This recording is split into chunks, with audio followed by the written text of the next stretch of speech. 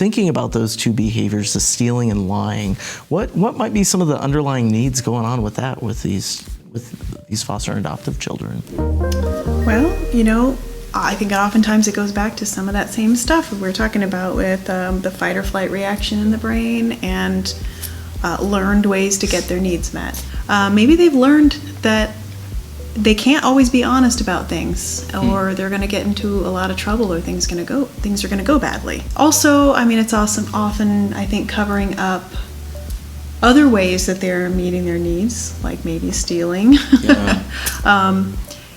and then needing to make sure that they don't have any negative consequences for those. So that's certainly some of it.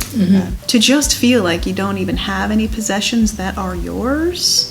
I wonder how much of it is just, I need to have these things so that I can feel secure, not even just food, but these things that are just mine. Yeah, I think about the special little action figures or toys that each of my kids have that means something to them, and thinking about the way that Child Protective Services kind of gets involved with children. A lot of times there's not a big heads up. It's usually someone dressed in business casual that's coming in going, hey, I need you to come with me for safety purposes.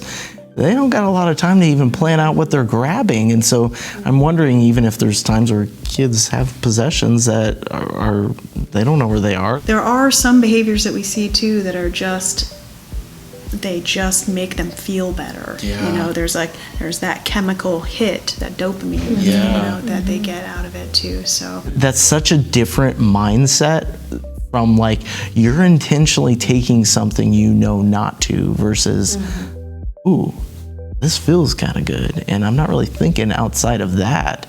Just letting that kind of sit in with me. How heartbreaking is that, thinking a child is afraid of even being vulnerable enough to even say, I'm hungry. You mentioned hoarding, right? I was just talking with a coworker about some of the kids that he gets to work with, and they're sneaking and hoarding food and then hiding wrappers in a wall because of the shame that they have of meeting a most basic need, but then also seeing okay, this is what the kids are dealing with, but then the parents can kind of get dysregulated by it, because it's although they usually don't call it stealing, but they'll call it sneaking, oh, they're sneaking food, and the rule is just ask, and just thinking about that intensity of shame, this sadness of going, wow, this is really what these children are dealing with.